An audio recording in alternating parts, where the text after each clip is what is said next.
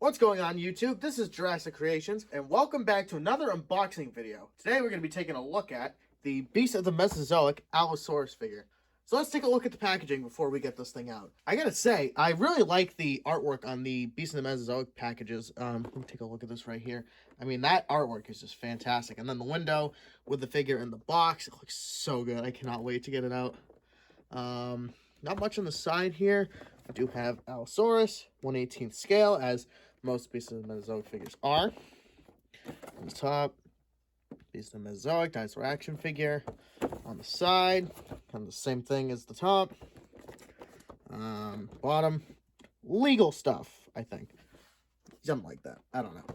On the back, that looks really nice. I gotta say, I really do like the render. Actually, I don't even think that's a render. I think it's a real photo of the Allosaurus itself. And I like this little background here. We have a little text excerpt.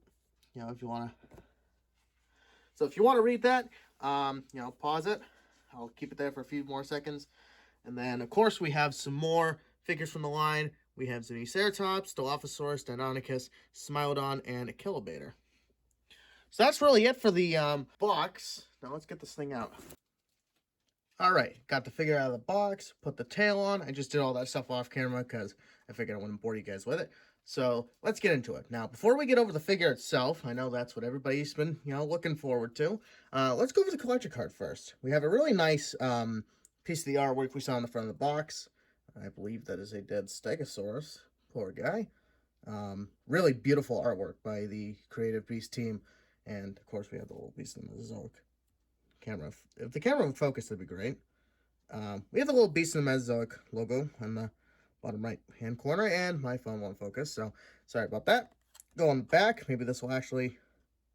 Oh, come on, because the back of the card's really nice. There we go. We have a nice little photo of the Allosaurus. Allosaurus fragilis, different lizard. And then we have some little facts about the Allosaurus. You can pause and read that if you want. So, without further ado, let's get into the figure itself. See what I did there? Looks pretty cool, right? So, this thing has really great articulation. But before I get into that, I would just like to go over the amazing paint job that they have come up with this guy. I mean, I love the greens and the browns. And my favorite part, I think, is the nice blue and red on the crust. It reminds me... I think I'm going to be fighting with my camera this whole time. So, the blue and red on the crest reminds me of the old Jurassic Park 2009 Hasbro Allosaurus. And that is, like, my favorite Allosaurus figure ever. Although, this might take the #1 spot now. So, let's just go over that beautiful paint job. Nice green base color with a kind of like a mocha brown underbelly with some dry brushing and washing. The underbelly color actually gets lighter as it goes up the figure onto the jaw. I mean, this is just a really nice kind of realistic paint scheme. I think it looks great. Come down the tail here. All right, so let's get into articulation. Yeah. We will start at the head, if the camera wants to focus. There we go. So, starting at the head, we will start with the jaw. And I originally thought this couldn't move down. I thought I could only go down to there. But if you play with it a little bit. Yeah. There we go. So that is how far the mouth can open. Really nice wide jaw. I really like that. Because when I originally opened this up, I thought it could only open to like there because of this little neck piece. It kind of gets in the way sometimes. So it does make posting the jaw a little hard. You kind of have to finagle it, but other than that, I really like it. So we have a joint up here. Doesn't move much, but then again, this thing is fresh out of the box, so I'm sure over time I can actually move it a lot more. Hopefully you guys can see with my fat fingers being in the way. So we have a joint at the top of the head, and there's a little neck piece that unfortunately does get in the way of the mouth. That's how it's supposed to look, and that looks really good. So, we'll come down the neck. We have another midsection joint right in the middle of the neck. And this gives us a pretty good range of motion. Move the neck around. And I think that'll be really good for, like, more dynamic poses. And then, of course, at the base of the neck, we also have another joint. Mine's a little stiff, but that's okay.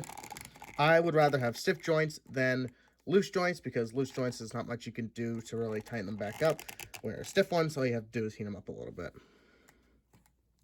So I'm coming down to the arm. We have a nice little ball joint at the shoulder, and that gives us a really nice range of motion on the arm. Now we can move the arm out, we can move the arm in, and like that 360 swivel. Coming down to the elbow, just a little bit of less mobility, but then again, you're really not going to need that with this nice shoulder joint. You know, of course, the elbow can bend. Trying to show you guys without my fingers getting in the way. And then we come down to the wrist, and we have, you know, a movement there. You cannot rotate the wrist. I think it's because it's not perfectly cylindrical, so you can't twist the arm. So if you wanted to pronate the wrist, you're going to have a hard time with that. Coming down to the body, we have a midsection joint. If I can get it to move it. Mine's a little stiff, but that's okay. So just nice little added movement. Coming down to the top of the leg, we have a nice little swivel. You know, move the leg up about that much. Actually, you can almost get a full 360. It's just that first section of the body gets in the way, but that's okay. Coming down to the knee, we have another joint. Doesn't move that much, but oh, there we go. Just gotta move it around a little bit just to break them in. We'll come down to the ankle here. We have nice joint right there, and we get a nice movement on this figure. And we of course have a swivel right there. And we come down to the base of the foot. I believe there's actually two. No, it looks like two joints, but I don't think there is. But there is a nice hinge here for the foot, and you can get pretty. Oh, it actually is two. That's interesting. These foot joints are on ball joints. Huh. That is really interesting. And we come down. This is where the tail attaches when you take it out of the box. Have to heat it up with a hairdryer, and then have some movement. I believe might be wire in this tail, but I'm not entirely sure. So here's something I didn't find out until after recording. The Allosaurus does have a wire tail. If I can bend it, it's going to be a little hard one hand, but yep, Allosaurus has a bendable tail. That is freaking awesome. So that is the articulation of the Allosaurus. If I can get him to stand. I think it looks pretty good. I hope all that actually came out good on film. I have no idea. He does come with a display stand. And this is the new Beast in the Mesozoic stands, and they look pretty good. I do like how they've added this bit of rubber that you stick on, and you don't have to if you don't want to, but I think for, you know, stability, just to be safe, I think it's a really nice touch.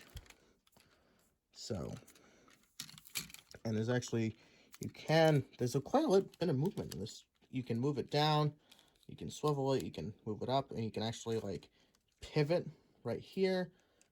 These do slide off, so you could just use the stand like this, which you probably could get away with on some shelves. I think for mine, I would rather have the rubber inserts just to be safe and make sure that my figures don't fall off the shelves. So moving on from the nice little stand. Oh, there's also a joint up here. Of course, you can't see that because it's focusing on the owl. I really can't blame my camera for that one. So let's get into the accessories. Besides the display stand, we have a couple sets of feet. So we have 3 different sets of feet on the Allosaurus. Of course, this is what it comes right out of the box. This is what it looks like.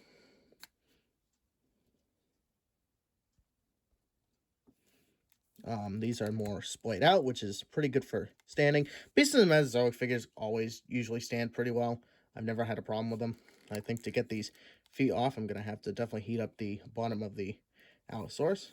But we have a more closed foot, I guess you would say, and they are labeled. So this is the right foot, and this is the left foot. So that's pretty cool. And now we have some more like kind of dynamic, foliage just fell off, walking pose feet for the Allosaurus. So if you want them, you know, kind of in the middle of taking a step. And oh, these don't have pegs on the bottom of them. What about these ones? So on the bottom of the feet are two little pegs. You can see that right there. And I'm pretty sure if I take these two bases, then I can stick the feet inside of them. And I was correct. So you can do that and pose your Allosaurus that way. I like that, honestly, because I think that looks a lot better than having a stand. Unfortunately, these other feet do not have such pegs, so you are a little bit limited in that regard, but you can always use one of these feet and one of these feet.